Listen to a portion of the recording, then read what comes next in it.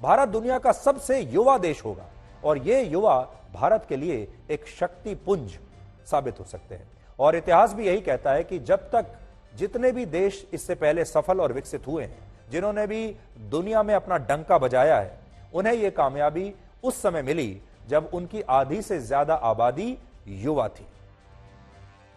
जैसे इन देशों में अमेरिका है, चीन है, जापान है, दक्षिण कोरिया है और ब्रिटेन भी ऐसे देशों की सूची में है जहां सबसे ज्यादा आर्थिक तरक्की और बदलाव उस दौर में हुए जब ये तमाम देश युवा हुआ करते थे। और यह भारत के लिए इस समय बहुत अच्छी बात है।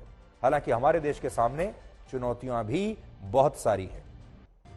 तो जो युवा देशों की बात अभी मैंने आपको बताई वो ये कि भारत अब इन युवाओं के वजह से दुनिया का सबसे बड़ा सर्विस प्रोवाइडर बन जाएगा। सर्विस सेक्टर में हम बहुत अच्छा काम करेंगे क्योंकि हमारे पास शक्ति है, हमारे पास लोग हैं, हमारे पास काम करने की दुनिया की सबसे बड़ी आबादी है जो काम कर सकती है।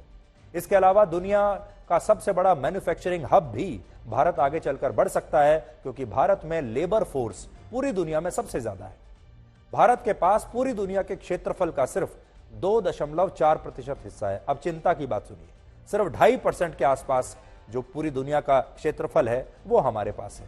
लेकिन आबादी के मामले में भारत पूरी दुनिया में नंबर 1 बन चुका है। और इसका सीधा मतलब यह है कि भारत में अब संसाधनों के मुकाबले आबादी कई गुना ज्यादा बढ़ती जा रही है।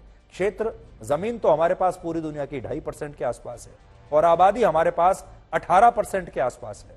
तो सोचिए उस 2.5% जमीन पर हमने दुनिया की 18% आबादी को बसाया हुआ है। और जब किसी देश में ऐसा होता है तो वहां एक असंतुलन पैदा हो जाता है और फिर उस देश में हर मूलभूत जरूरत और सुविधा के लिए लंबी लंबी कतारें लगने लगती हैं और हर चीज आपको लड़कर लेनी पड़ती है। और भारत में इसकी शुरुआत हो चुकी है। आज हमारे देश में जन्म से लेकर मृत्यु तक पूरा जीवन आपका लंबी लंबी लाइनों में खड़े होकर लग जाता है। जन्म लेने के लिए भी लाइन लगी हुई है अस्पताल में और मृत्यु के लिए भी लाइन लगी हुई है अंतिम संस्कार के लिए, क्योंकि बड़ी संख्या में लोग मरते हैं, बड़ी संख्या में जन्म लेते हैं और जन्म लेते ही आपके जीवन में ये लाइन, ये कतार शुरू हो जाती है और जीवन भर आप यही सुनते चले जाते हैं कि आप कतार में हैं। जब आपने जन्म लिया तो अस्पताल के लिए कतार में है, उसके बाद जब स्कूल में एडमिशन लेते हैं तो कतार, कॉलेज में एडमिशन लेते हैं तो कतार, नौकरी जब के लिए जाते हैं तब कतार, कोई और सामान आपको लेना है तब कतार, पासपोर्ट बनवाना है तो कतार, और उसके बाद जहां जहां भी दोबारा आपको जाना है हर जगह लंबी लंबी लाइन है। यहां तक कि बस में बैठना है, मेट्रो में जाना है, आपको ट्रेन में जाना है, आपको हवाई जहाज में जाना है, हर जगह लंबी लंबी कतार।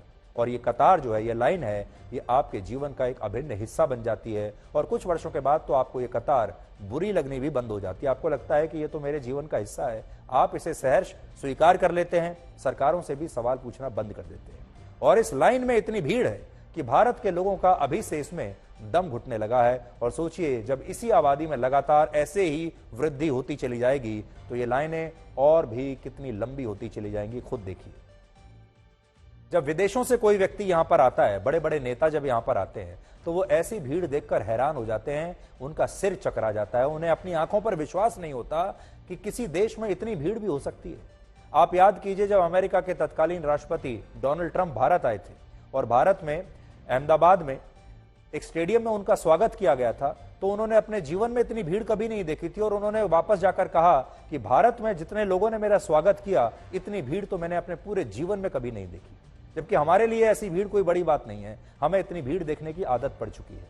यह मुद्दा इतना गंभीर है कि आज देश की सबसे बड़ी अदालत सुप्रीम कोर्ट को इस मामले में खुद स्वतः संज्ञान लेते हुए सरकार से पूछना चाहिए था कि आखिर वो जनसंख्या नियंत्रण के लिए कर क्या रही है, क्योंकि आज भारत के लिए जनसंख्या से बड़ी समस्या और चुनौती कोई है ही नहीं। और सिर्फ आज नहीं, 1950 से लेकर अब तक 2023 तक इससे बड़ी चुनौती हमारे लिए कोई थी ही नहीं।